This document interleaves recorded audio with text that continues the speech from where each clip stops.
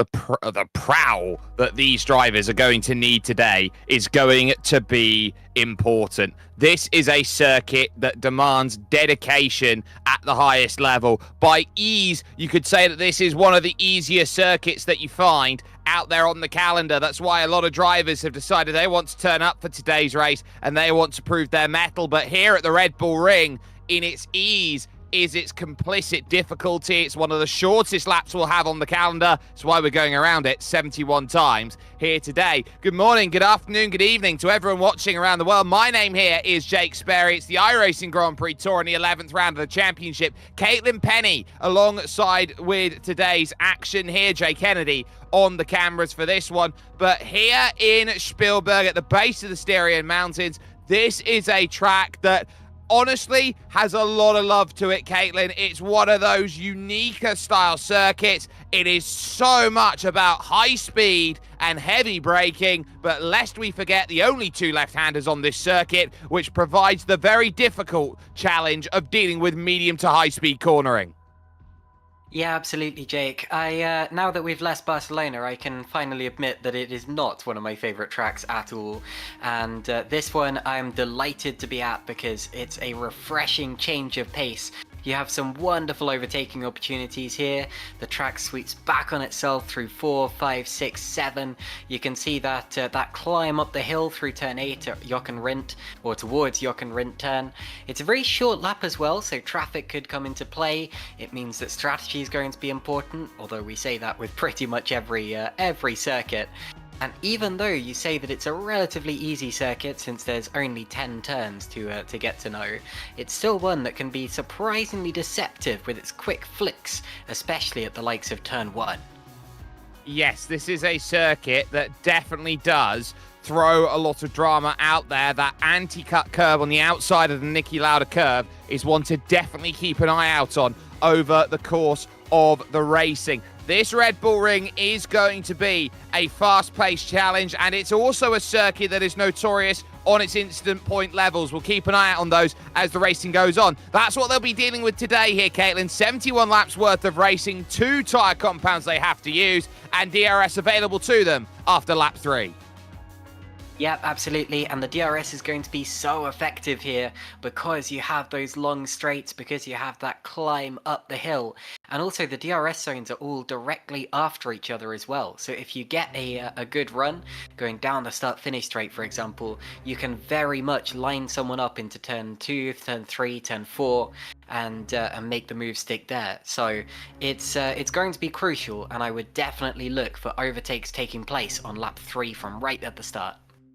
Looking like a 2-stop race here today with the tyre life available. 2 mediums and a soft will get you home. A hard medium strategy might be something on the cards as well that would just about creep in the long level. So there could be potential for a 1-stop, a 2-stop, even a 3-stop might be on the offers today. So a lot of strategy available here from the Red Bull Ring. This is how it lands on this the iRacing Championship here. Jordan Gronkowski's lead right now up at 150 points there or thereabouts over Eduardo Radice. Jacob Reed giving the chase, but has a drop round, remember, in the back pocket. So he's definitely in range to strike for the championship lead once those drops are added in the final 4 rounds of the season. Anthony Cat in 4th ahead of Volta Lux with Edward Apari, RE, Kent Nielsen, George Van Rensburg, Nick Burke, and Paul O'Regan making up the top 10 in that. But look at the SimSpeed Championship, Caitlin. Just the 5 championship points splitting the Scot from the Worcesterman. Indeed, very close between the 2 British drivers there, Jordan Gronkowski and Jacob Reed. And what do you know, Jake? We're going to see them going from the front row of the grid yet again. I'm sure that we'll get around to that in a little bit. But today's race could well be down to a straight fight between the 2 of those drivers, with the likes of Eduardo Radice trying to throw a spanner in the works.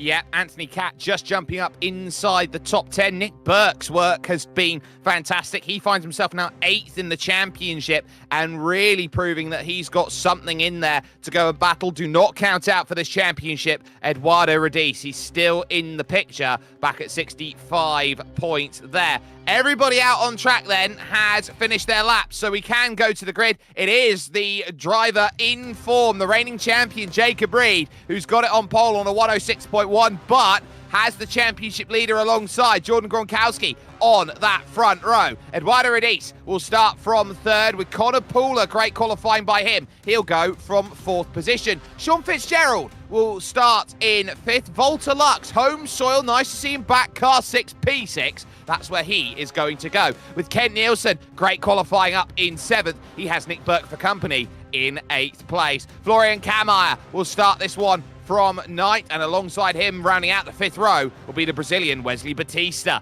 Anthony Cat will have to start this one from 11th, with George van Rensburg in 12th place. Then is the number 2 car of Philip van den Herk in 13th, along with Edward Apari-Ari in 14th. Row 8 will consist of Michel Rudeau, last driver to get a timing in qualifying, along with Jason Green, the driver who has been the consistent qualifier in this series. Paul O'Regan will have Vladimir Shumilov alongside for company on row 9. Row 10 has Mark van Dalen and the heroics of his podium, of course, we saw earlier on in the season. Emily Van Camp not happy with her qualifying effort in 20th. Last 3 drivers didn't set a time. Those would be Leopold Steneros, David Weisbeck and Isak Rushka.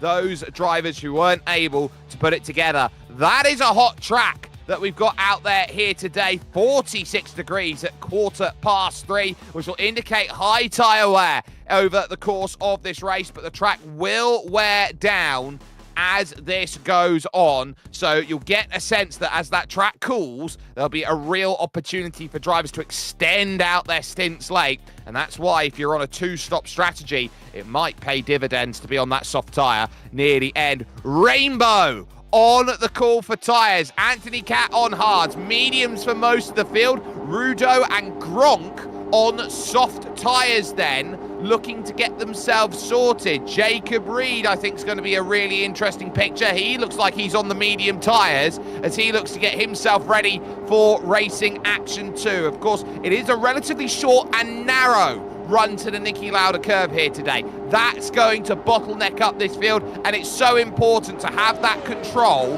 going into that section. We've got one car starting then down in the pits. That's Mark van Dalen here today. Lights on, lights out, and we are underway. A shocker there for the 3rd row of the grid there. Sean Fitzgerald goes nowhere. Gronk going to get swallowed up by Eduardo Radice into turn 1. They all go and tiptoe their way around from about 5th position on back. A couple drivers abandoning stage left. One of them, Fitzgerald, who's had a shocker of a start and will continue to fall with slowdown penalties available for Cat and van den Herk as they run into turn 3 for the first time. A clean start for Jacob Reed is what he wanted.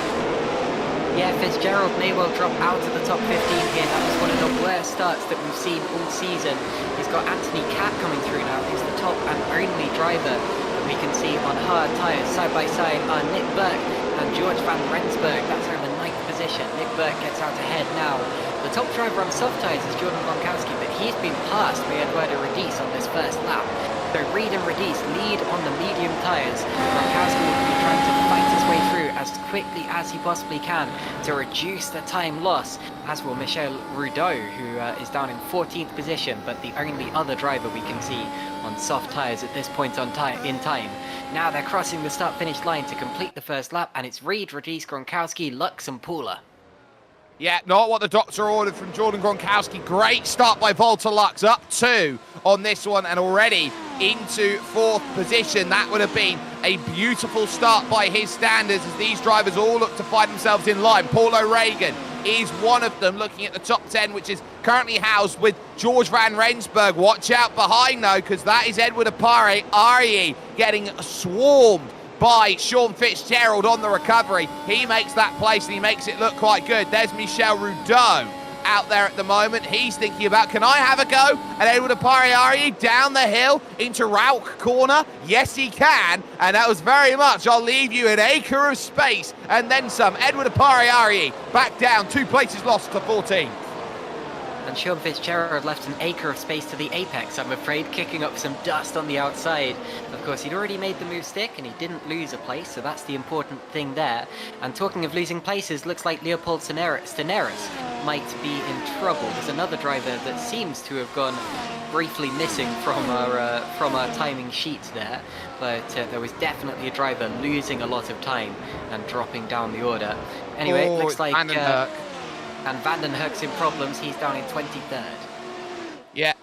So it's Philip Van den Herk who is the driver who's been caught out, the one that's missing on our, or who is down there with Stener. So that's where the troubles are being found. Mark van Dalen is the one driver there down in 21st trying to recover. Gronk now with his eyes firmly set. DRS open here on lap 3. Looking for the move then to get it sorted on Eduardo Radiz. Oh, and he block passes him to perfection there. Eduardo Radiz had to open the steering or fear turning Gronk over his front nose. There are drivers going very wide into that 4th turn there. They're getting very lucky to not end up in the gravel. And I think if you push it a bit more today, you might end up with a spin. That's Jason Green, who goes around and kicks up the dust as he rejoins. But he will rejoin, luckily, so continues on in the race. And we're going to see a replay now of what happened on the very first lap. This will be Philip Van den... and there's a spin, and the front wing comes off.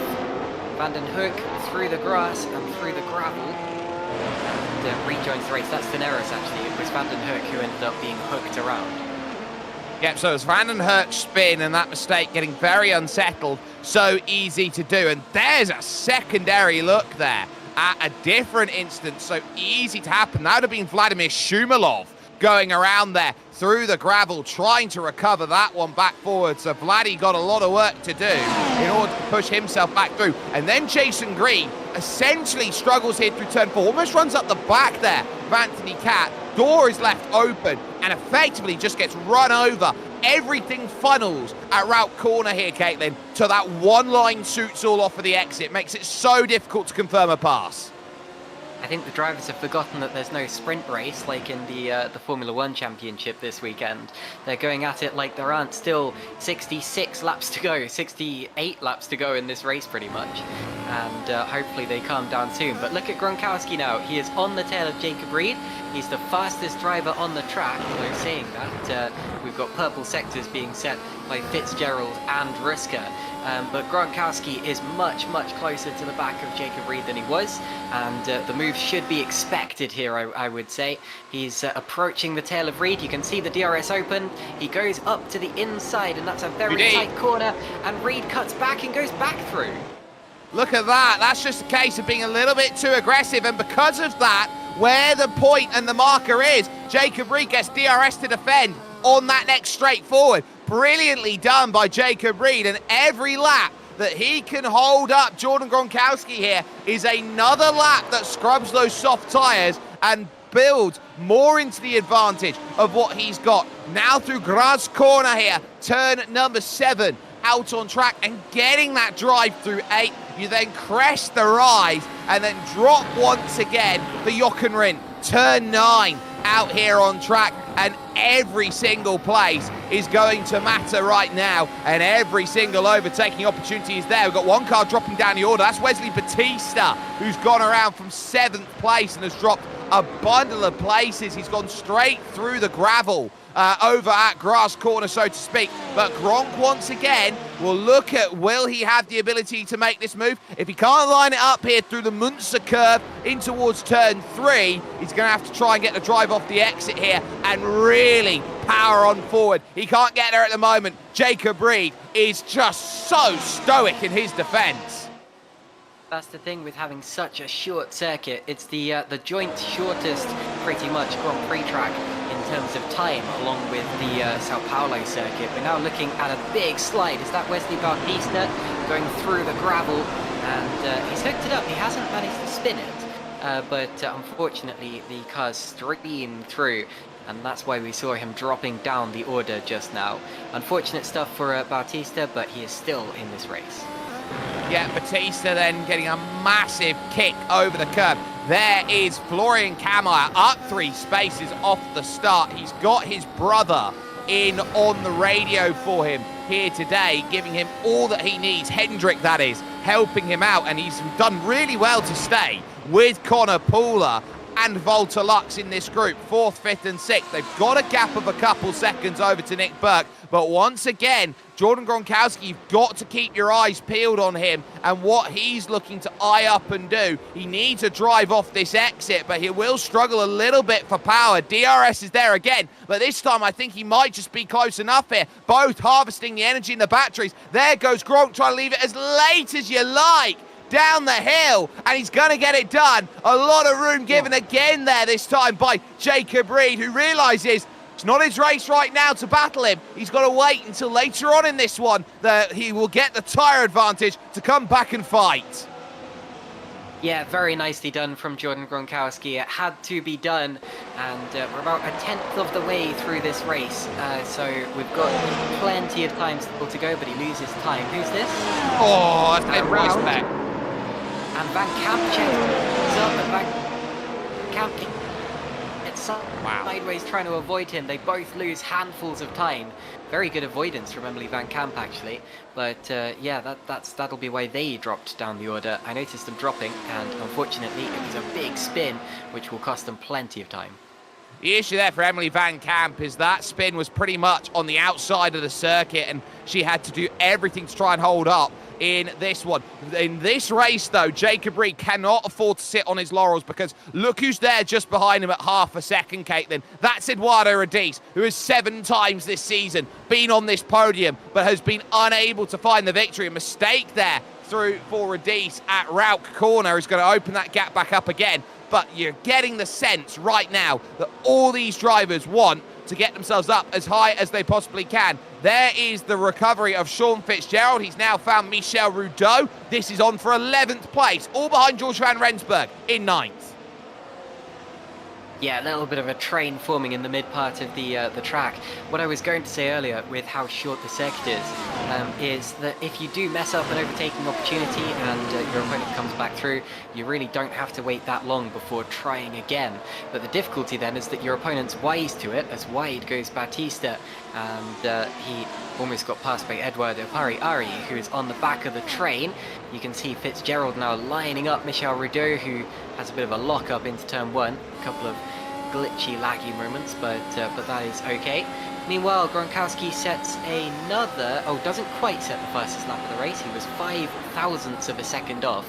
And I've just seen that there was a switch between Kent Nielsen and Nick Burke on that last lap, so Nielsen will be up to 7th place.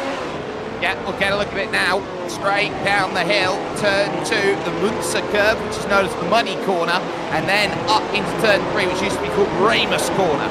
Easy as you like, and wonderfully done in terms of that move. But look at this, because this is going to be straight back, and this is what you've got to love, actually, about this Red Bull Ring circuit, because you've got 3 DRS zones here, Caitlin. You get one move, you can just get it straight back again. Exactly, it lends itself not to easy DRS-style overtakes, but actual battles across a number of straights where you've got to really think about it before you even reach the zone that I'm talking about right now. And that's why it's such a good track for racing. It's why we often see battles here lasting multiple laps rather than just, you know, the faster driver flying through and then never being seen again. We're going to see this one on board with Kent Nielsen. You see him lining up Nick Burke. He's going to go to what will be the inside line for the hairpin. And then the inside line is actually quite difficult because the corner there is so steep that the car doesn't want to stick, doesn't want to accelerate on the inside. That's why you see so many cutback maneuvers. And now Nick Burke has to run down to the next corner, but it looks like this time Kent Nielsen has done enough. And also it looks like Michel Rudeau is up to 10th place past Paul O'Regan. Oh, they're having a great scrap behind this. Nick Burke, nothing he can do, but Paul O'Regan losing out then on the move. Down then at Rauch Corner, it was quite clear before he went through. Leopold Staneros, first driver then in the pits for today's racing on lap 10. Very early for Leopold. He'll try and get himself back going again on the hard compound tyre through Jochen Rindt and over towards turn 10, the final corner. Out on circuit, Fitzgerald now will look at O'Regan, who has a habit of finding a top 10 or 2 out there. Rudeau, remember, is on the soft tyres, and he really needs to clear this group to use those tyres. Otherwise, he's just scrubbing them for no reason. Indeed, up the hill we go again towards the tightest corner on the track. you can see the speed and Nick Burke has got past past Kent Nielsen. I've just seen that on the screen. They're up the road a little bit, and you can see Burke trying to come back at Nielsen now. Aww. And they were side by side all the way through that last corner. To the outside goes Burke.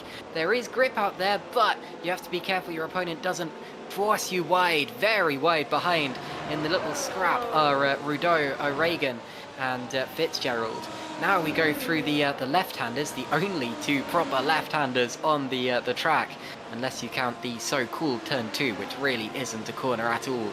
And towards the end of the circuit, look at the string of cars. It's like watching a snake slithering around the circuit, but this is the fastest snake I've ever seen. Look how close they are together.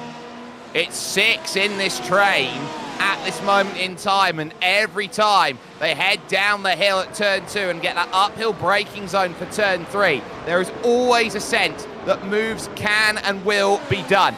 Everywhere around on this circuit, there are drivers trying to line this up. Nick Burke dancing about here with Kent Nielsen. He's the toughest battler in this field, and he finds it out the hard way there. And look at Fitzgerald diving down the inside. Paul O'Regan jumps out of the way, and the move done then to put him back up then to 11th position. Another try by Nick Burke, and he again has to check up. Look at how much that Burke and Nielsen are battling. They are bringing George van Rensburg and the train along with.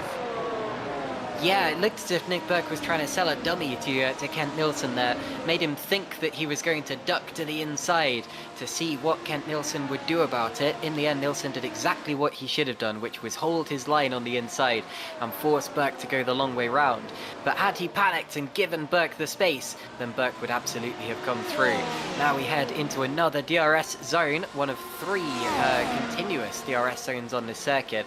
And up the inside into turn 1. That would be a very brave overtaking opportunity, but I think he set himself up poorly for the straight now, because realistically you've just got to set yourself up for a run here, and he's actually being caught by the chasing pack behind with Van Rensburg, Rudeau, etc. And that one didn't work. But look at Rudeau through and off the road, and back through comes Van Rensburg, and following him through is Fitzgerald. Yeah, an easy one there for Mr. Sean Fitzgerald. Nothing that Rudeau could do. He tried to get it slowed up, but just couldn't. Down the hill once more at Rauch. This group has been fantastic in this race, and nothing more you can say or do about that just yet. There's Mark van Dalen under pressure right now. That is the hard runner of Anthony Kapp, who's going backwards on those hard tyres. That's what we'd expect from him, but remember, he's trying to get an extra stop on everyone else this race. That's true, and remember what Anthony Kapp managed at the last race. He is getting better as the season progresses, and finished on the podium, did he? Or was he 4th? I can't quite remember. But definitely his best result of the season so far, last time out in Spain. Now we're watching once again as Sean Fitzgerald attempts to make his way up the order. His next target is George van Rensburg ahead, who he was significantly faster than in qualifying. And into the pits comes Eduardo Ari as 2nd place. Oh yeah. It's Eduardo Radice diving down the inside, and Jacob Reed does not have an answer for it. And now there is an important seismic shift in this race, because Radice now will lead those on medium tyres, and look at how much time they've dropped over the course of the last laps or so. The gap now is 4.3 seconds.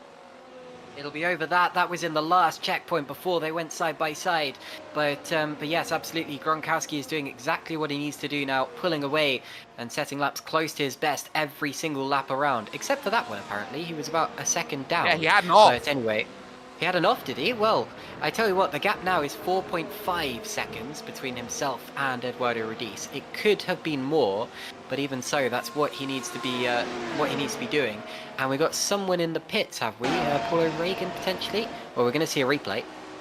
Yeah, we absolutely are. So this is what went wrong for Jordan Gronkowski, just tiptoeing it off the circuit. It's a little off, but it is that, an off. And so you've got to be alert to that. So yes, Paul O'Regan and Wesley Batista both in the pits and moving on to soft tyres. That indicates a 3-stop strategy here today, as around the outside goes Fitzgerald on Van Rensburg. Oh, that's just absolutely beautifully done.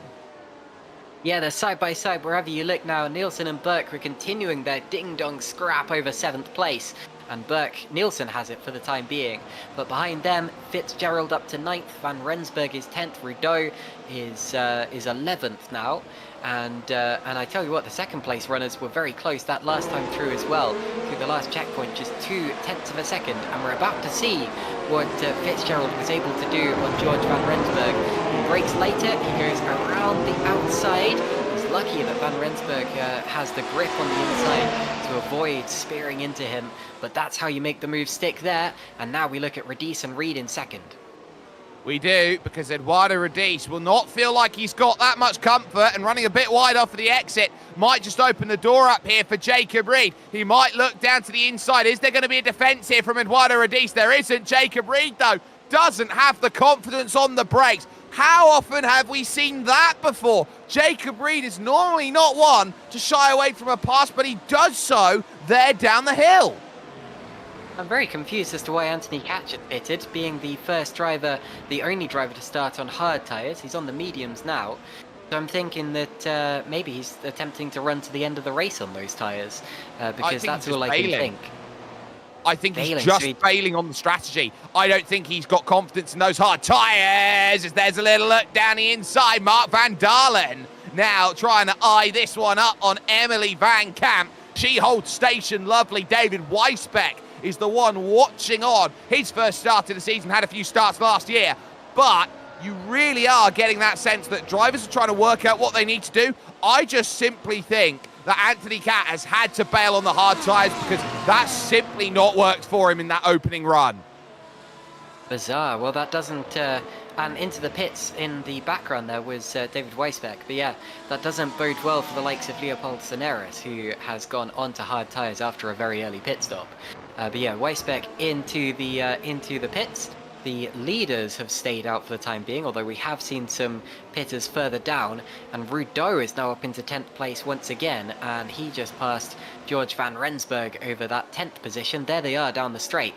So yes, makes that stick on those relatively old now soft tyres. Yep, so George Van Rensburg struggling about and will actually try and get back. But this is the group, 4th, 5th and 6th. We definitely need to pay focus to this because I think this has been rather clever in this opening stint here, Caitlin. I don't know about you. Between Connor Pooler and Florian Kammer, they've just been riding the coattails and the DRS of Volta Lux and are deciding, you know what? We're going to save everything that we can in terms of our tyre life, in terms of our battery, and we will then look to try and deploy that when we want to undercut. They just simply put have got to keep their eyes on Volta Lux, and when they hit their window, dive on in. And speaking of which, Eduardo Radice again looks close, but this group here, they're only 5 seconds off of the back of Radice and Reed. I'd say they've done a great job over this stint. Reed again getting close to the back of Eduardo Radice, hoping for a mistake and not quite getting one. Yeah, I think they've done a good job too. This has been a strong stint to hold on to the back of Walter Lux, who has also been driving very cleanly and very routinely, with every lap being very similar. There's a good reason why we haven't seen much of that fight, as we see now Mark van Dalen versus Emily Van Camp over 13th and 14th position. The reason we haven't seen much of that fight is because they haven't been going wheel to wheel, and to be honest, it hasn't been very exciting. But that's not to say it's not important. It could very much become important later on in the race, and that was very wide from Van Dalen, giving Emily Van Camp the easy advantage, and she will take 13th. Van Dalen had to get on the binders there, the year 1 driver that could have very easily have been car exiting the race there because that was such an aggressive run. Jacob Reed again gets close up through turn 3, which is that downhill run, but it's an uphill braking zone, which means it's deceptively late.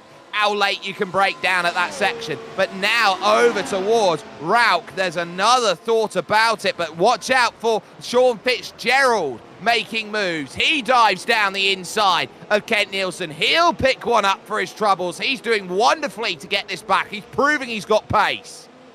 Yeah, you could see him catching Burke and Nielsen even before he'd passed the likes of Van Rensburg. So through goes Fitzgerald. He should definitely have the pace in this race. and will probably catch Nick Burke in a couple of laps as well. You can see the highest position gainer right now is Isaac Ruska. Now some of that is because of pit stops taking place. There have been drivers that started ahead of him who have been into the pits, but there is Mr. Ruska going around the middle part of the circuit. Up 11 positions is still impressive at this point in the race, and long may it continue if he has anything to say about it. Meanwhile, it looked as if someone was... Well, that's Eduardo Ari, so it must have been Shumilov getting a little out of shape, trying to look at a way to pass the driver ahead of him. But of course, Ari pitted recently for new tyres, so he's probably just come through. Yeah, he has flown through, and he is a lot quicker than these drivers on that aggressive three-stop strategy here today, trying to make the soft tyres work. On the brakes they go then. In through goes Connor Pooler, following Volta Lux, being shadowed by Florian Kammeyer, and this group will be deciding at what point do they want their two-stop strategy to open up. And actually, this is where Jordan Gronkowski becomes an interesting pawn in the development of this race, because this is his 21st lap he goes on his soft tyres, because if he can go aggressive, go to about 23 laps here, extend that out, what he's looking at doing, Caitlin, is trying to minimise how much he wants those medium tyres on, because you can see he is 9 seconds quicker than Eduardo Rodis on this stint just by tyres. That will go back the other way. Yeah, it still looks like a two-stop strategy from here, but there's plenty of options for the drivers, especially considering some of them started on different tyres to each other. And now Kammeyer looks to be lining up his first attempt at Connor Pooler, potentially. He has not been that close to the back of the car in front of him at all in this race. They've just lapped Jason Green by the look of it, but I wonder whether Green is trying to unlap himself with how close he just got to the back of them. And, oh yeah, well, he wasn't having a great race anyway, was he? But unfortunately, back into the pits for the second time in just 8 or so laps. Weird. And what has happened there? That's so weird. I don't know whether he's had himself a wheel issue or something. That would be the only thing I can think that's violently turned him over to the left. We might have to see here from a cockpit standpoint what has happened here as he dived into the corner. The wheel just turned left, and I don't know whether that's going to be a case of him having a screen freeze or anything of the like, but that for Anthony Catt just sums up his season. Just one bit of good fortune all out, and that's where we go through. Take a little look at this then as he's going through 7th gear, diving down through the gears, 3rd, 2nd. He just abandons out of it there. I wonder if he was scared that he didn't want to stay on the racing line and just absolutely no, I'm not going to deal with that. Speaking of which, though, we've got more drivers in the pits here making that stop. It's Nick Burke now making his first pit stop. Yeah, ignore the car behind him. That's Cat's car, which is still in the session, but not in the race. Here we have Lux, Pooler and Kammeyer still 4th, 5th and 6th. Nick Burke looks like he's going to come out around 13th, 14th position now. He is. And that should hold his position over Paul O'Regan, although that's going to be relatively close. Here comes Jordan Gronkowski, almost a lap ahead of the drivers that I've been talking about. He's 9 seconds ahead of Eduardo Rodis now, so when he made that mistake earlier, it was 4.5 seconds. He's now doubled that lead, so he's still pushing on, is Jordan Gronkowski. And into the pits comes Jacob Reed. He's the first of our top 5 to pit. Yep, so he'll jump in, and so too will Florian Kammeyer and Connor Pooler together. So those two will also make the call to dive into the pits. This is known as a pit entry, where you've got to be very careful as you run in. It's very easy to get a black flag penalty for pit entry, so you've got to keep your eyes on that as those three are in. Soft tyres for them all as they get away, but watch out, because this is Paul O'Regan right now, finding himself in the middle of a fantastic scrap with Mark Van Dalen out there. In comes Emily Van Camp to depart out of the way, with Wesley Batista just behind. Indeed, and through go the pack of cars that didn't pit. You can see Van Camp's going to come out about 19th, 20th position in this race. Now up the hill we go, side by side pretty much. Batista and O'Regan both getting through Van Dalen. And have you said, yeah, Gronkowski's in the pits from the lead. Oh, and a late call by Rodis to jump as well. He's got to cover off Jacob Reed. I think they're all trying to cover off everyone else at this moment. So in a very interesting start, long stop by Emily Van Camp, so she might be out of this race then with that, which will not be what the doctor ordered for her so early in the morning. But out and away will go Jordan Gronkowski, and he's through turn 1, while Jacob Reed is just piloting his way through the final corner. Medium tyre for Jordan Gronkowski. This is where he'll have to pay the piper over the course of this stint. Radice out and away, and he will be behind Jacob Reed, so he's undercut him in the stop. Good stuff from Jacob Reed there, and you'll notice that both he and Radice are on soft tyres. So where Gronkowski, as Nick Burke sets the fastest lap of the race on soft tyres, that shows you the pace advantage they have. But as Gronkowski started the race on those softs and switched to the mediums, the others have done completely the opposite thing. They will have to pass him on the road if they're going to make their way through, depending of course on what happens in the second pit window that we're expecting to happen in about 25 or so laps time. Vladimir Shumilov also in the pits now. But yes, the gap before they stopped was 9 seconds, so I will be watching that gap like a hawk to see just how this is affecting the race between Gronkowski, Reed and Radice. It will close, but by how much and how quickly?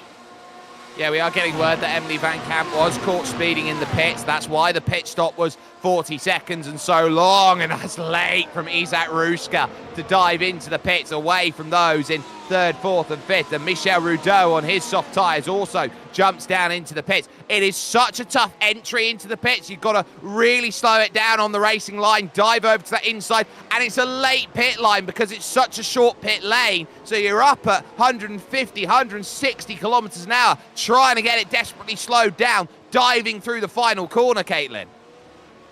Yeah, desperately trying to get it slowed down. You do not want to run wide there because there are some nasty, nasty curves on the outside and not that much runoff area to catch you. I know it looks big, but it runs out surprisingly quickly.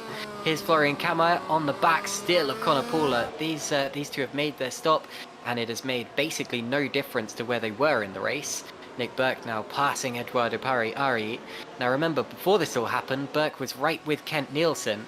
Nielsen has lost time in the pit stages. He is down in 13th place now, and that's 5 positions behind Nick Burke. So do we know what happened to him? Well, that is just a case of the tyres, but watch out because this is Jacob Reed and he needs this pass quickly because that's Sean Fitzgerald, who is one of the only drivers yet to come in and make a stop, as Eduardo Radice takes the SimSpeed fastest lap point then for getting that sorted. But this is going to be plain sailing then. Look at this from Jacob Reed. Needs this move done, gets that move done, and moves up then into 2nd position on the road. But watch out because Eduardo Radice here might try and send one straight back. But remember, there's DRS to counteract this for Sean Fitzgerald. He can just make sure and make this life very difficult for the Italian. Try and find this move, trying to get a drive off the exit there of route corner, and Fitzgerald lifts off and allows through one Mr. Eduardo Radice because he realises his race is a little bit different. If he gets to lap 30, Caitlin, he could be on a one-stop strategy as, it's getting close between Nick Burke and Edward Apari-Ari for position. That's Apari-Ari almost getting the move done. Yeah, but Burke gets 8th position. But you're right about Fitzgerald there, realising that it's not his race. Radice is one of the fastest drivers on the track right now, the fastest driver on track. Fitzgerald is one of the slowest drivers on track, and that's nothing that's no comment on the ability of Sean Fitzgerald. That's just his strategy in the race. He's left it out very, very long, and he's on harder tyres than the other drivers around him anyway. So yeah, you can't help but feel that Fitzgerald is trying to do something slightly different to the others here, and didn't want to lose too much time by having to go side by side with Radice through a corner. Here are Kammer and Paula still nose to tail, just as they have been for the whole of the race so far. And I say the whole of the race, we've only done 27 laps, we've still got plenty to go. We've got 71 laps in total, and another pit window for most of these drivers. This is going to be an important stint for Florian Kammer and Conor Paula because they desperately need to stay with Volta Lux, but he's now broken out to 2 seconds clear of them, and they just cannot match that pace. Conor Paula is under the cosh, so to speak, and that is allowing Volta Lux on home soil to run his own race out there 6 seconds off of the likes of Radice and Reed. And look at the way that Gronk is being reeled in. It's half a second a lap as Radice sets another purple lap out there on track. Beats his own race record there, 108.233. And there is Jordan Gronkowski. His car will feel so sluggish beneath him right now, and he'll be watching the gap coming down and just feeling utter despair.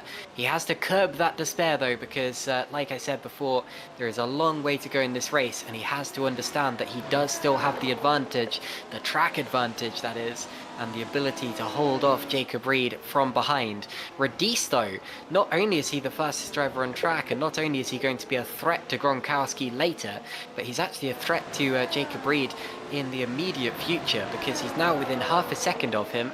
DRS will very much be active. We're also seeing that Walter Lux is catching Sean Fitzgerald, but that is to be expected. And Fitzgerald stays out once again, so attempts to extend his stint even longer. And yeah, you've got to say this is very impressive pace from Eduardo Radice right now. Yeah, it's impressive from him, impressive from Jacob Reed, and Connor Pooler again. 109 flats between him and Florian Kammerer, who I don't think has made a move all race long as Florian. He's just been sat there patiently waiting for his chance to strike. The lap down Emily Van Camp there just behind. But really here for Florian Kammerer, I think he's just trying to buy his ticket to a top 5. He's not really wanting to go out of the way and be too aggressive in this race. He realizes what his race is. His race right now is wait till the final stint and get what I want. Thinks about it to the inside, but no dice there on the move, trying to get in the mirrors. Rule 1 of trying to make an overtake in racing and sim racing in general, you want to make the car as wide as possible. George van Rensburg just passed Kent Nielsen for 12th position there. So that's a change just outside of the sim speed points paying positions. And the gap for the lead is now down to 5.7 seconds. And remember, before the stops, it was up to over 9 seconds. So it is still coming down. As for the gap between second and third, that started to even out a little bit, because Radice, of course, cannot make the move just yet. Reed is just slightly too quick, so he's following him around for the time being, despite having the DRS wide open on the back of the car. This may not be the worst idea for Radice though, as you were just talking about with the likes of Pooler and Kammerer. If Radice follows Reed, he knows that Reed is going pretty darn quickly anyway, and they're going to catch Jordan Gronkowski at this rate. So of course, if he sticks behind him, then he can be sucked along as if they are part of the same train, and then he might be able to attack Reed and Gronkowski later on in the race. But if he attacked him now, they might be held up, and there's nothing to say they'd actually catch Gronkowski in the first place. Well, if it continues like this, it'll be about lap 41 where Jordan Gronkowski gets caught and overtaken, and that's going to be his concern, because Gronk, you'd have to feel when he gets caught, he's probably going to have to dive for the pits and force an undercut on the cars in front. But at this current rate, he would need 30 laps on a set of soft tyres to end the race. Granted, the track conditions will cool and the fuel's going to be out of the car. It's going to be easier, but 30 laps would be a really tall order for Jordan Gronkowski, and he does have to be quite reactionary in terms of how he wants this stint to go. Here's another look then at the likes of George van Rensburg running off the road. Cookies, thank you very much, says Kent Nielsen. I don't know where you got that from, but yes, Nielsen gaining 12th position as a result of that, getting slightly closer to the top 10. The top 10 which still includes the likes of Connor Pooler and Florian Kammerer, as it likely will to the end of the race. Sean Fitzgerald as well has now been passed by Walter Lux, but won't worry about that too much because, well, first of all, that was a long time ago. I'm slightly behind in commentating that. Well, we've got Kent Nielsen about to overtake George van Rensburg here. He's coming back through a lap later. And actually, van Rensburg has just got back past Nielsen, hasn't he? Because it was Nielsen passing van Rensburg with the mistake. But yeah, van Rensburg's back through now into 12th place. Yeah, certainly did so, and did so at turn 3. It was a wonderful little move that got it done. And we'll see another look at it there, just breezing through up the hill, making the pass happen, and not much that Kent Nielsen can do. He tried to drive off the exit. Finally, Sean Fitzgerald dives into the pits. Now, what's his tyres going to be? This is an indicator, and it's hard tyres. It's a one-stop. Yeah, he'll be going to the end from there. We saw earlier that hard tyres may not be the best tyre to go onto. Daenerys has stuck with them, but we really haven't had much of a gauge of how competitive they actually can be, as still we watch Florian come at. But of course, the advantage that Fitzgerald will have is that even though his tyres will feel worse, he will of course have to make one less stop than the others. With that being said though, the pit stop or the pit lane at this circuit really isn't that long, so you'd expect drivers to be making more pit stops just because they can. And Fitzgerald very much on the alternate strategy here, and why not, I suppose.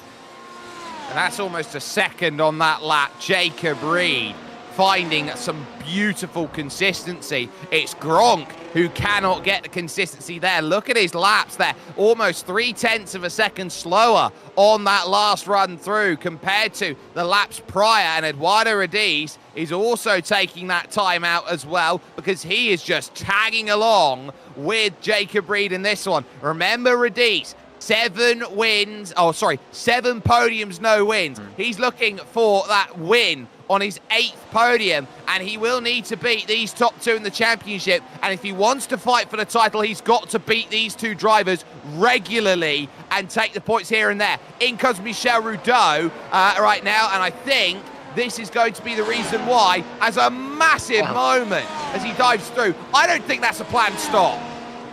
No, it looked as if he didn't even intend to come into the pit lane, just kind of slid his way in. But I guess at that point, you might as well make a stop because you're already in the pit lane.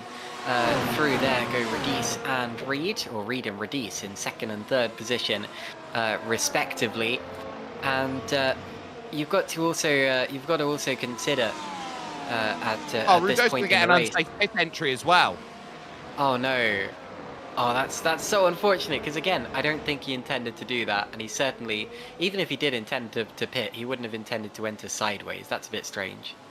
Yeah, no, that was definitely unintentional. He just caught the curb on the exit and round he went. And that is what the race lead gap looks like now. 3 seconds here on lap 34 of 71. We are just about nearing the halfway stage. Out of the way goes the lap traffic of Jason Green, down in 20th position here 19th position now in this race. But you're looking about here, Jacob Reed and Eduardo Radiz. These 2 might be racing for the victory here today. It depends on how quickly they catch Jordan Gronkowski and how aggressive they are willing to be around this circuit. We have mentioned this. It's a tough circuit for off-track instant points. It's very easy to pick them up here, Caitlin. Yeah, both of them very wide on the exit of the final turn there. And I think they're just about pushing their limits, maybe going slightly over the limits as well. Radice with the DRS open, heading up the hill. I don't think he's going to be close enough to go for an overtaking maneuver. You can tell by their body language, though, that Reed definitely knows he's there, and he's a little bit cautious. Does get a good exit to the corner, though. It looked like he was backing him up. We're on board with Eduardo. Oh, here we go. He is close enough. He goes to the inside. This is for 2nd position, and he's going to lose very minimal time with that. He does go through to 2nd, and that was a very quick maneuver as well. He won't have lost much time, if any, to Jordan Gronkowski in front. I think he's going to be within 2.5 seconds of him as they cross the start-finish line this next time around. But the crucial thing is that he is now the attacker and not Jacob Reed. 1/2 a car width wide at turn 3, and that is all Eduardo Radice needed to get by Jacob Reed. Mark Van Dalen now in the pits, but now Radice has the ability to turn the screw and say, this is how quick I can go out there on track. Gap down 2.5 seconds, and crucially, they are going to get out ahead here. Mark Van Dalen, who's just exiting the pit, so no worries about lap traffic, but Jordan Gronkowski realizes he's probably going to need about 4 laps here, and at this rate, 0.5 second a lap is what he's needing here to hold them off. So you would say in the wheelhouse here, Gronk's still got a chance in this race, but these 2 drivers know the moment that they catch Jordan Gronkowski, Gronk's going to be there to pit. There goes Jacob Reed searching again, but look at that on the outside. Radice holding it brilliantly. He tried it, didn't he? He was right there. He gave it a good go. But yeah, Eduardo Radice holds the position and, again, crucially, does not lose that much time. I noticed just now that not only were Eduardo and Jacob catching Jordan Gronkowski, but they were also catching him by increasing amounts every single lap. Gronkowski has picked up the pace slightly. I saw him do a 109.4 just a few minutes ago, and he's done a couple of 109.1s. The last lap, 109.0, that's actually not that far from his best lap of the race so far. And there's the attempt that we just saw from Jacob Reed, who poked his nose to the inside of Radice, who did run slightly wide on the exit, and did actually lose a little bit of time to Jordan Gronkowski in the meantime. And that's what I'm talking about. You can't really afford to fight too much when you're catching another car.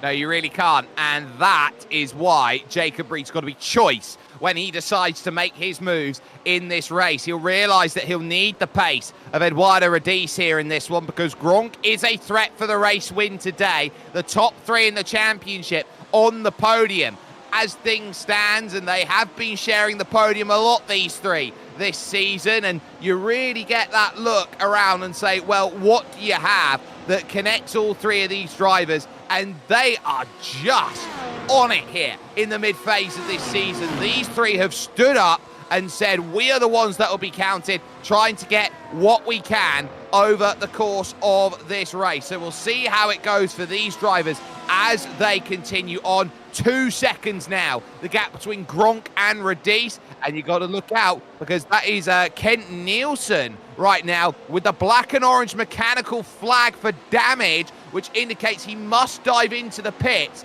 So that, I don't quite know where he's picked that up from. Oh, he has. He's glocked himself at the final corner. He's done a Timo Glock. Oh, and you have to do an entire lap to get it back to the pits at that point, and his car will be handling badly.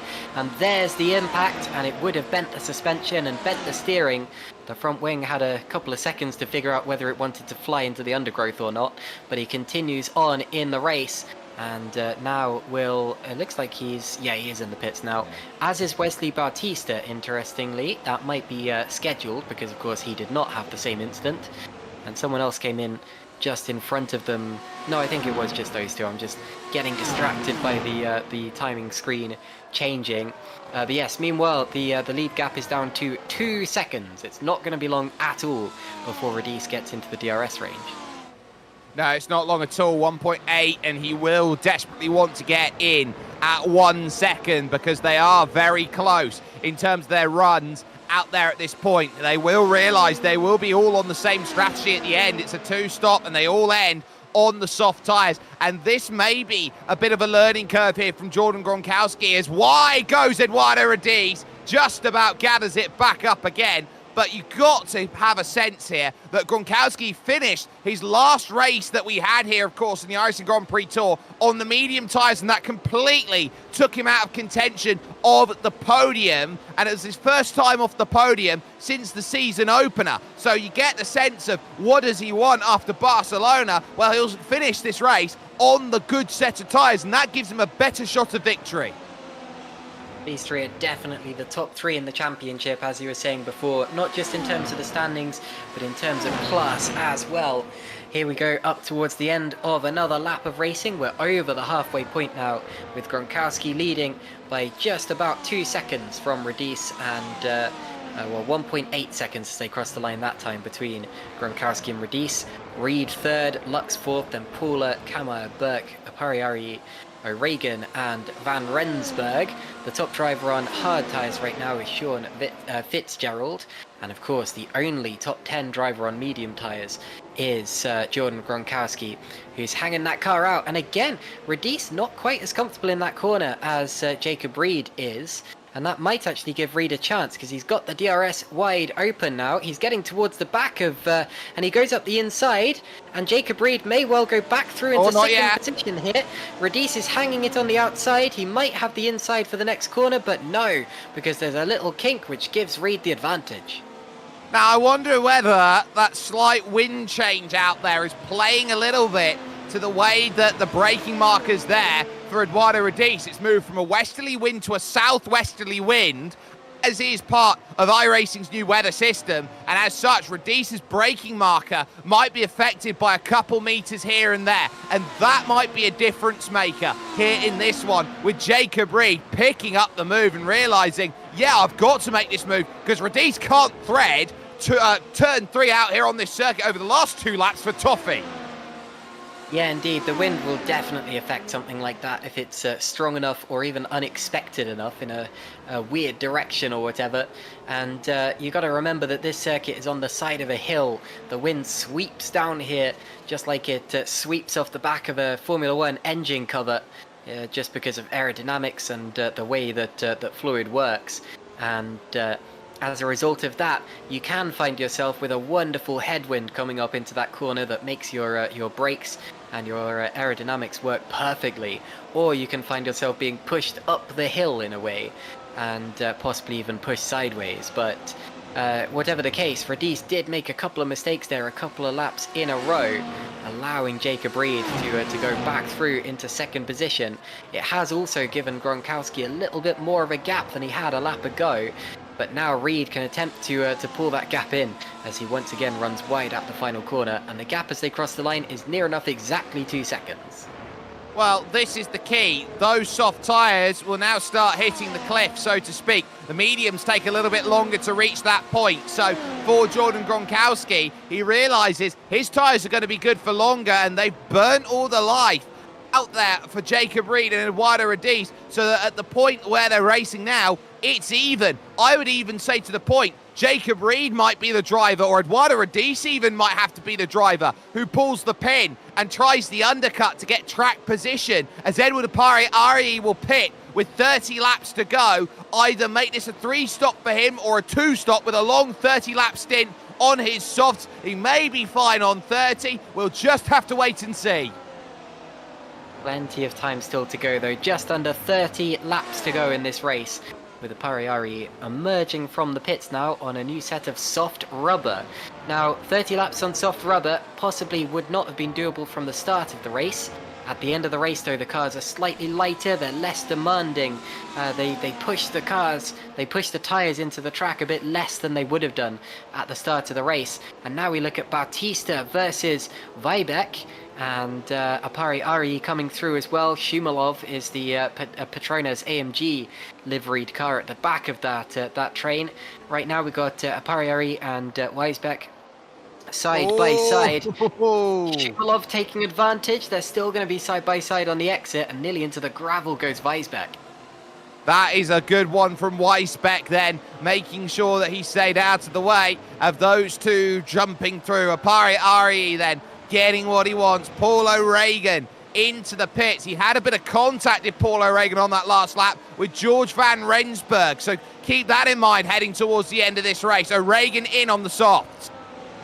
I'm afraid to say it looks like Kent Nielsen is out of the race, because he's been in the pits ever since we last mentioned him. Now we're looking at a replay. Is that Paul O'Regan out on track? He locks up the tyres, runs wide, and into the back of him, a little bit of contact. Was that George van Rensburg?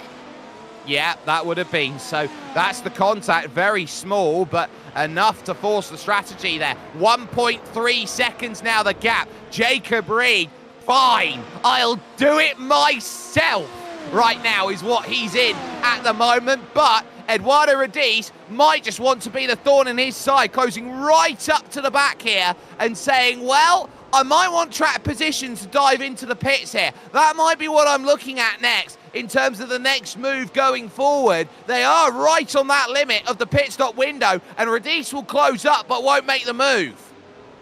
You'll notice that no matter how quickly they caught from 9 seconds up to 2 seconds behind Jordan Gronkowski, it's those final 2 seconds that are the hardest to break, as Nick Burke comes into the pits from 7th position. But yeah, it's those final 2 seconds that are the hardest to break into. And Florian Kamai now going for Conor Pula, and for the first time in 44 laps, Florian Kamai goes for a move and makes it.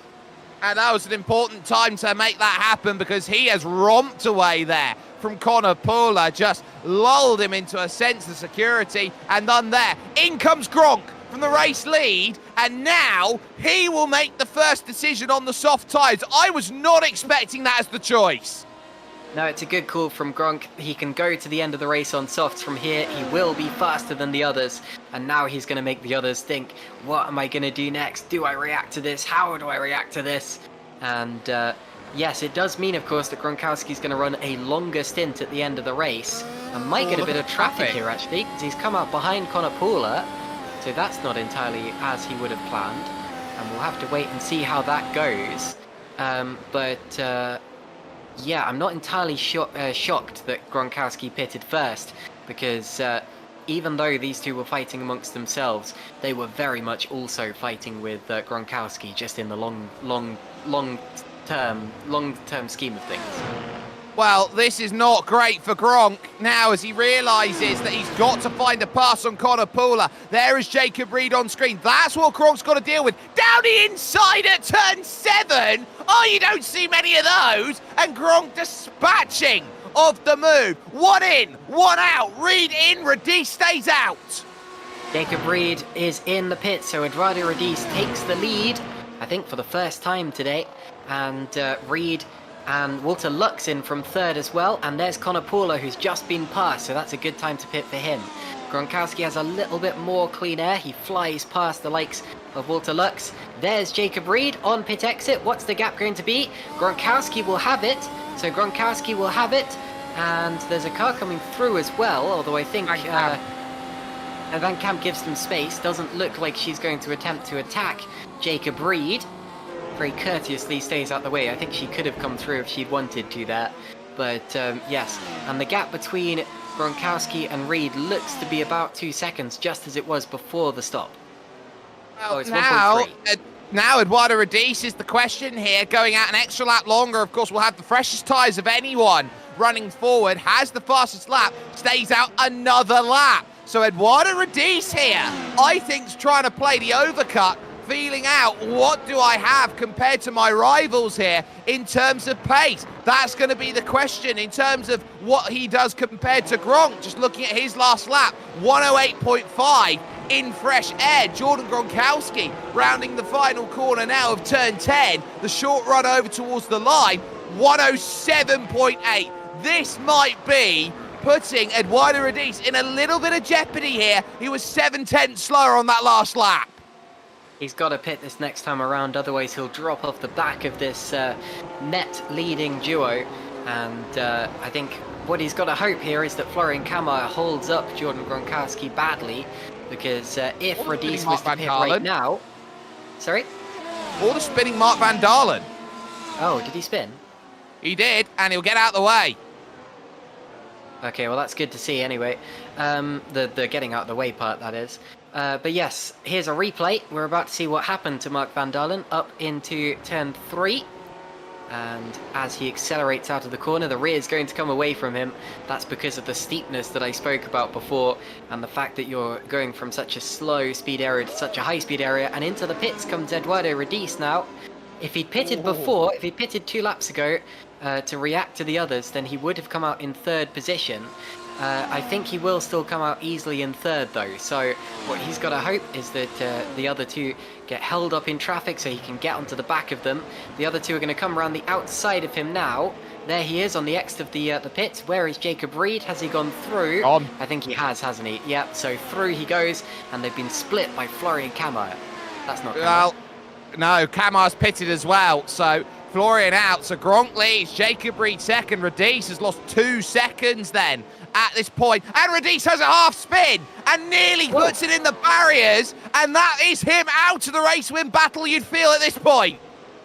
Yeah, he's got too much ground to make up now with even with 24 laps to go. We're going to see exactly what happened. He's on cold tyres. This is the first time he's entered the difficult Remus corner, and it's exactly what we just saw from Mark Van Dalen. He actually overcooked it even more than Van Dalen did, and that's what's going to cost Eduardo Radice a chance at fighting for the race lead.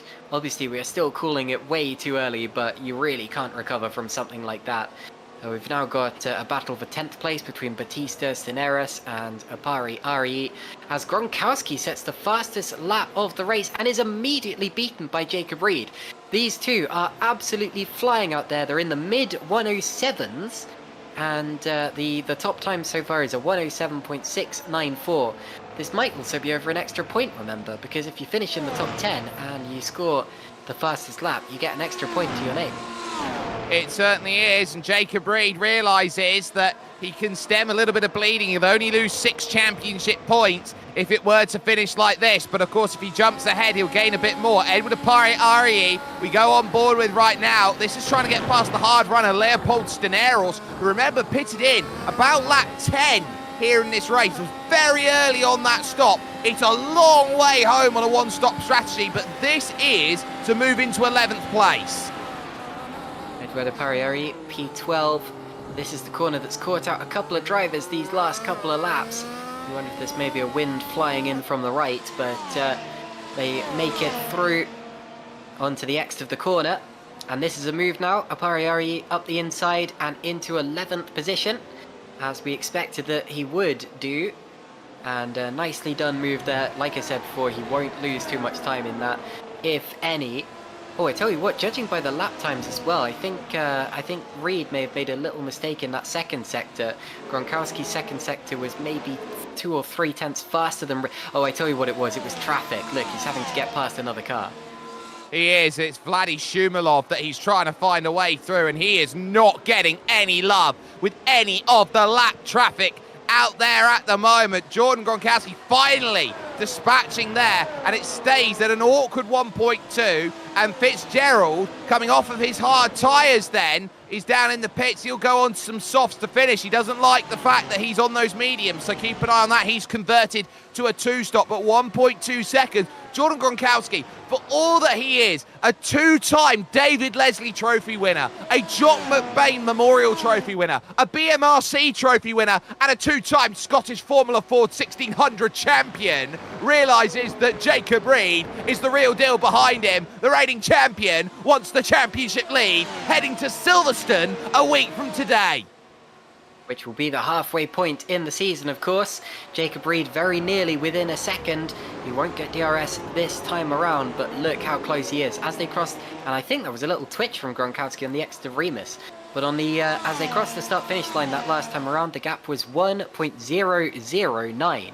So almost exactly a second between the two of them, with 1 second being the DRS buffer, the DRS activation margin. So Gronkowski needs to keep pushing.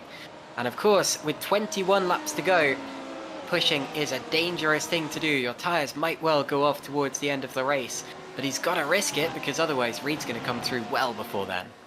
Well, this is the thing. It's not day done if Jacob Reed makes this move. The DRS is very powerful around this circuit, and Gronk has proven over the course of these laps that he could match to about a 10th off the pace. And with the DRS, you can gain upwards of half a second to 3/4 of a second a lap by having it. And that's what he's playing with at the moment, trying to keep Jacob Reed agonisingly at bay from that gap, from that aid of 80 extra brake horsepower around this circuit, and in low trim around this place, sometimes it can feel like 100. Again, you can see on the wheel, doesn't have the DRS, even though right now he sits at 9/10 of a second, so you'd feel next lap, if he can keep this gap low right now, he'll have a great chance. Yeah, I think he'll get DRS next time around, providing he gets the rest of the lap right. He's the fastest driver on track still, although we have had a fastest personal best lap from Eduardo Radice, still a couple of tenths off what Jacob Reed did, and a couple of personal best laps further down the order as well. But for the time being, we're watching this particular gap, the one over the lead of the race, with 20 laps to go in this one. They're going to cross the start-finish line any minute, and it's 0.767, which is the gap between Gronkowski and Reed. Oh, but well, he opens the DRS now. It went down to a second as they crossed the start-finish line. I think he does still get DRS on the exit, though, by the nature of the activation zone. Yeah, he does. So that's big in terms of what Jacob Reed wants, because now he is right in that slipstream, and Jordan Gronkowski's got to put his best blocking boots on. That's a small bit of wideness there from Jacob Reed. There, just on the fact that he hadn't had DRS for a number of laps, had to adjust his braking marker because of it. And as such now, Jordan Gronkowski, welcome to the pressure cooker. This for the race lead right now, and a little wiggle of oversteer on the exit of Rauch Corner for Jacob Reed. And he will wake up to the knowledge that I've got a race. I've got 19 laps to make you sweat, Mr. Gronkowski. Interesting. Normally, if you see a race for the lead in the final 19 laps, it's because someone is significantly faster. They've got the strategy better or something like that. And you usually expect them to fly through and get gone into the distance. But in this particular occasion, these two have just been so evenly matched that the strategies have come together and converged earlier than they would usually do in the race. And that means, of course, that we do have 18 laps of pure battling to the end from now. These two drivers pitted only a lap apart as well, so they've got basically the same tyres attached to the car. And this is the purest form of racing that you can get in Grand Prix machinery. Meanwhile, looks like Mark van Dalen has been into the pits again. He will drop well out of the points. Little move between David Weisbeck and Vladimir Shumilov over 15th position. And a big twitch from Gronkowski in the lead. Yeah, he very much almost got collecting himself through there. That was a case of just tyres out there on the AstroTurf there. Could have been so problematic. He's at Ruska now. We'll dive into the pits. One of the last takers in on the soft tyres. The only other drive to keep an eye out on is Leopold Steneros, who is desperately trying to hold on to one championship point out there. But we have to stay with this race lead battle because Jacob Reed is just waiting for the moment. He is coiled up like a cobra and he is ready to strike. And both in the 108.0s last time around. Basically nothing changed between the two of them. Now we head up the hill again, and it's all about the exit to this next corner. Reed, of course, can afford to stick behind Gronkowski for a little bit longer because it's not like he is battling with a tyre deficit or anything like that. But he is a racer, and he will want to race Jordan Gronkowski. Here he goes to the outside line. He won't be close enough, but he will force Gronkowski to take an inopportune line through the corner. And if he keeps doing that, there may well be a mistake coming from Jordan Gronkowski. Well, here's the issue that Gronk's got. He can't deploy the battery forever in defence. He knows what he's got to do. This is a look at what happened for him over the curb, and look at how much. Oh, he's almost full opposite lock trying to save it. 90 degrees of wheel turn just to keep the car pointing straight. If this is not what the championship's all about, I don't know what is, because these two have been trading wins and seconds all season long, and this is a titanic showdown here in Spielberg, Austria. Yeah, it's really good car control there from Jordan Gronkowski. Not that we expect anything less. Normally, of course, it's harder for a driver to go from real-life racing to sim racing than it is the other way round. But Gronkowski has so much success in real life that he's managed to translate over to these very difficult cars on this very unusual, very difficult simulator software. But here we go. Once again, Reed not quite as close to Gronkowski as he was a lap ago, where he had a little look into Rauch. But even so, putting pressure on the Scottish driver. Out through the middle of this particular lap we go, and this race could still go right to the end. It really could, and this is where Jordan Gronkowski has got to look behind him and realise that he is just lap ticking right now. Every lap is going to matter. Every braking zone is going to be micro-analysed between now and the end. And I also want to point out that the top 10 is by no means secured, because you've got 5 cars split right now by about 5 seconds, and that's Steneros losing out to both George van Rensburg and Paul O'Regan. So that puts him from 10th to 12th in one lap. Yes, that already shows you that the top 10 are not confirmed whatsoever, because Van Rensburg has just got into that 10th position. Here is Jacob Reed. Once again, DRS wide open. He approaches the back of Jordan Gronkowski's car. He takes another look. That was more of a speculative one, showing himself to his mirrors to remind him that he's there, maybe put some more pressure on him and see if he'll panic. But Jordan Gronkowski has not panicked at all this season. He's just driven his own races and often come out on top. Gronkowski still lapping in the low 108s, as is Jacob Reed. You can't go quicker when there's a car directly ahead of you, of course. And Gronkowski will lead yet another lap in this race with 15 to go. Neither of these drivers have found a retirement over the course of this season. Neither of these drivers have finished below 4th on races they've started this season. The only difference maker that's really been there is that Jacob Reed had a non-start at the start of the season at Nürburgring, and that's the first real decisive defence that we've seen from Jordan Gronkowski at turn 3. Not often that we've seen him defend at turn 3 so far, but a big statement. And this might mean that Jacob Reed's got to run, heading towards route corner, looking for it around the outside, and there's tyre-to-tyre contact. Jacob Reed is said, no, you will not have the inside, you will not have the corner, and Gronk will run away again. 14 laps left. Run wide. I'd like to see a replay of that, but I think it was fair.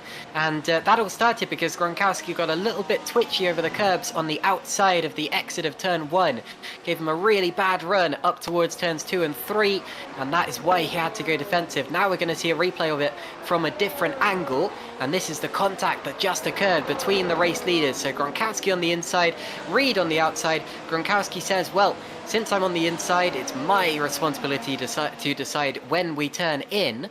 Of course, a very similar thing famously happened here in 2016 between Nico Rosberg and Lewis Hamilton that caused so much controversy. That was eventually ruled a racing incident. On this occasion, luckily there wasn't such hard contact, and a mistake by Gronk might give Reed another chance.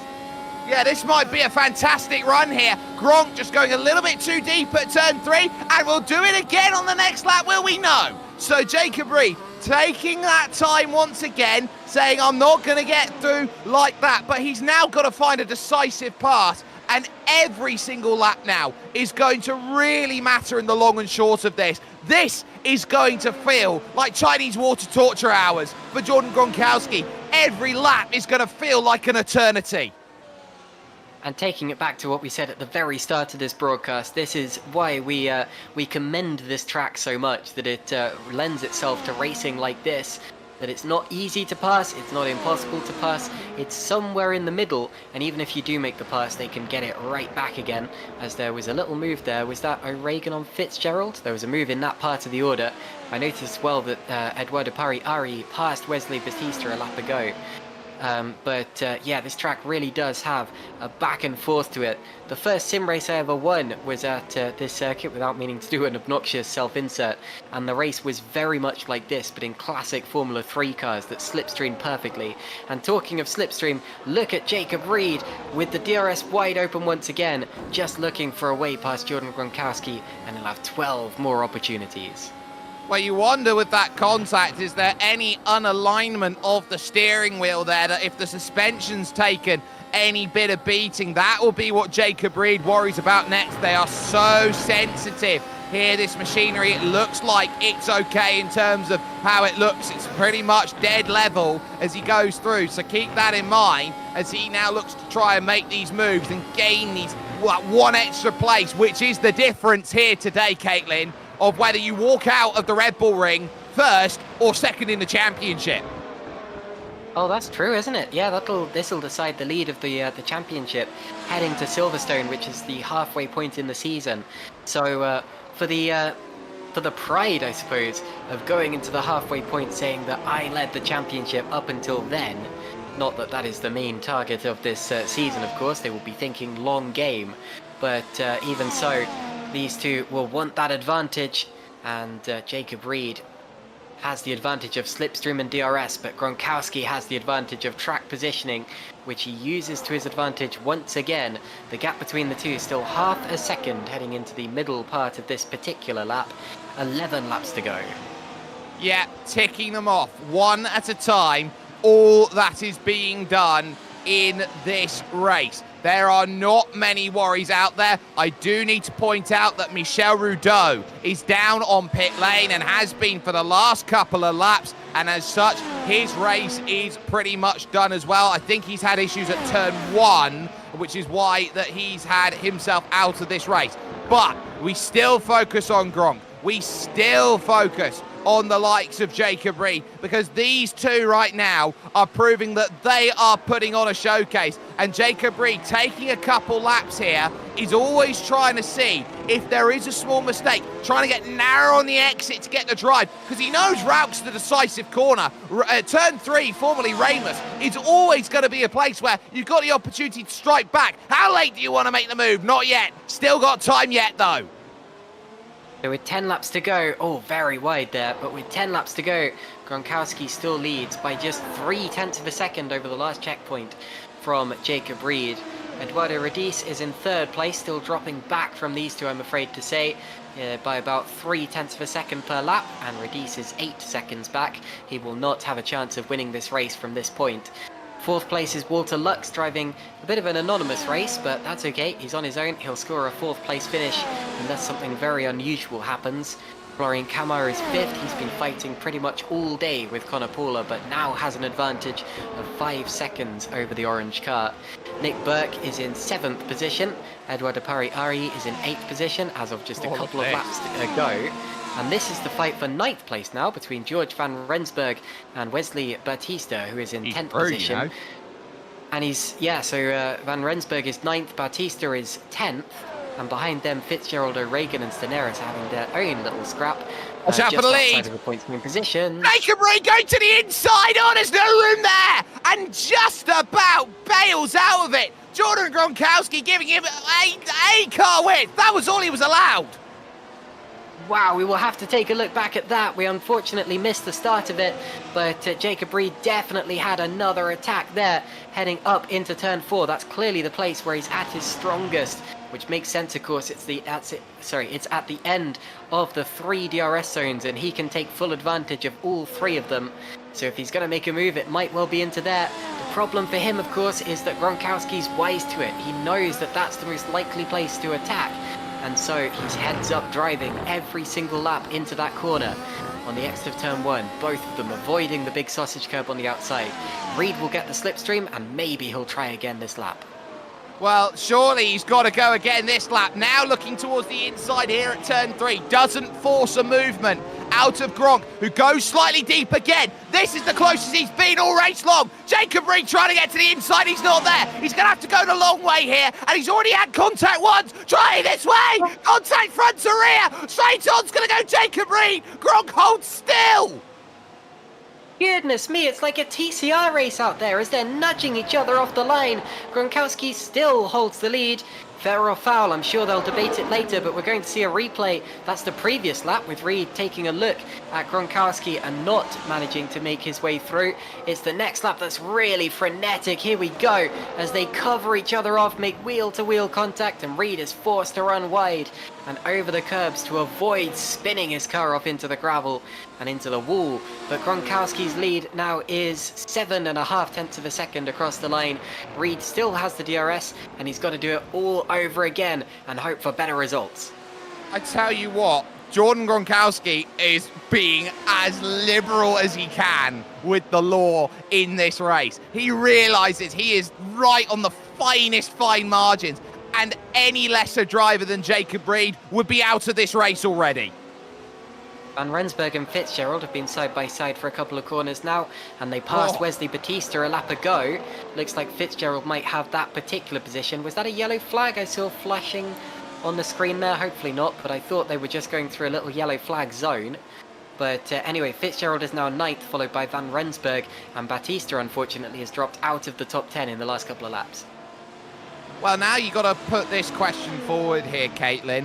This is about what Jacob Reed needs to do as a driver, because Gronkowski's going to take and take and take, and there's only so much rope that can be given. What's this from Fitzgerald? Down the inside, heading through turn 6. That was a lovely move on fresh soft tyres, and George van Rensburg had nothing for it. But there's only so much rope that Jacob Reed can give in these moves. At some point, he is going to strong arm and say, you know what?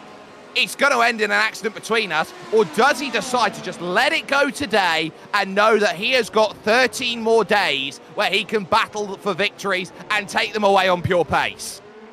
Well, I mean, he's already made contact with him twice, and he's still clearly going for it, so I don't think that backing off is in Jacob Reed's plan of action here.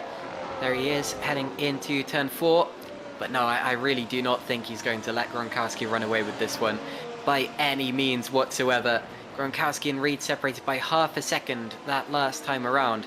And I tell you what, I hope Reed doesn't give up on this race, because my goodness, are we in for a grandstand finish, as if we haven't already had a phenomenal race.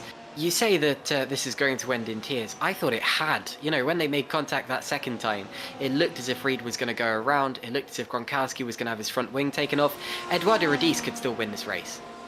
He very much could. He's at 8 seconds adrift at the moment, and he's not catching these two. He will need to rely on these two running together for a third time and more decisively for this race to be in his back pocket, the Italian who has yet to have a race victory all season. They've got Isaac Ruska in lapped traffic form in front. That will be their next little bit of worry that's there, that maybe, just maybe, Jacob Reed can use that as a pick, or Jordan Gronkowski can use that to extend his margin and not worry so much into these corners. But at least right now, Jacob Reed down the hill realizes that at the moment he's got to get close enough. He's got to be within at least 0.4 of a second over the line if he's got any chance of making a move. And he is right now wondering how much of his tyres has he used bottled up behind Gronk. Indeed, we've got just 5 laps to go. We're about to start another lap, so it'll be 4 laps to go between the two of them. This has been a phenomenal race. I would say the best one of the season, and we've had some absolute bangers in 2024. Across the line we go once again, the gap just under half a second still. See, the difficulty for Jacob Reed here is that he's so close to the back of Gronkowski that he may actually be too close. Sometimes when you have an overtake, it comes off because the driver's got a mega run from... Look how defensive Gronkowski's going. That's not a good line to be on through this corner, because he's got the steep part of the turn. Now what's going to happen down to turn 4? They're going to be close at it. This is for the lead of the race with just 4 laps to go, Jake. Now's a think to the inside. No, he's going to have to bail out to the outside, or maybe get drive off the exit is what he's trying to hope for. But this corner goes on for an age of eternity. It 8 morphs out of Rauk into turn 5, and now through 6 he can't get there again. So it is really closing up here, but Jacob Reed is looking for a key, but that door is ironclad. It very much is. It very much is. If we head on to another lap, we'll have just 3 laps to go in this race, as I've just seen Wesley Batista into the pits, so whatever was going on with him was clearly not working out. Looks like Michel Rudeau is still in this race, despite having been in the pits for a long time. He's returned to the track, and hopefully will finish this race off at the end. Now we see, once again, Gronkowski and Reed, 3 laps to go. We've been watching these drivers for 20 laps now, 20 laps straight. Oh, that's a mistake. Not taking an eye off the two of them, and now we might get them side by side again. We very much might, and this now is where Jacob Reed's going to have to really find something magical. Round the outside, he'll try for the second time today on Gronk, and Gronk again shuts the door on him on the exit. Absolutely brilliant stuff between 2 legendary sim racers. Whatever Jacob Reed says to Jordan Gronkowski, Jordan has a reply, and he's been able to hold off Reed so far. Obviously, it's been rough. It's been a little bit over the line. I feel like in Formula 1, we may have seen a penalty or 2 by now. But I have to say, from my point of view, this is racing, and I'm really, really enjoying this.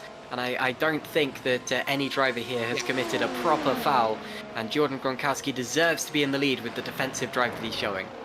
2 laps left and 2 chances, you would feel, for Jacob Reed to get this done. Descending back down the hill in the Styrian Mountain, looking back up the hill after this to turn 3, going to the outside, trying every which line to get it done, trying an up and under, and Gronk moves hard over to the right-hand side, trying to cover this off, and still he'll have to look. Reed again goes to the outside, and this time it's clearance! It's clearance on the brakes with 2 laps to go. He's got it. On his umpteenth try, Jacob Reed has taken the lead of the race. He's got through on Gronkowski, and even though a lap ago I said that Gronkowski deserved to be in the lead, Jacob Reed has just earned the lead with that maneuver. He deserves to be in the lead just as much, and with a lap to go, I have no doubt now that Jacob Reed will win this race. Great drive.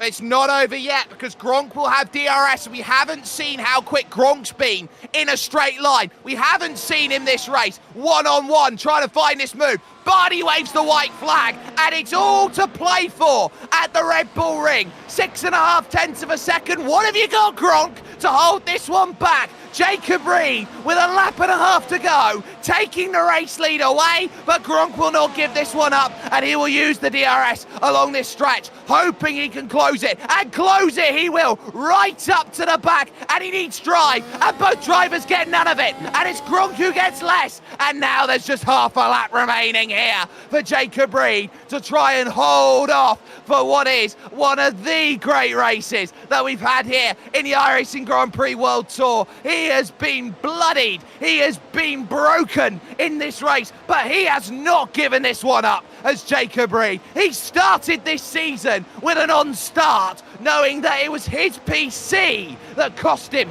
25 championship points, and he has battled, absolutely battled to get back through. This was a full-on war at Spielberg, but Jacob Reed will round the final corner and will be the leader of the championship heading to Silverstone. What an absolute banger of a race that was. The winning margin, just 1.3 seconds at the end of it, just under that.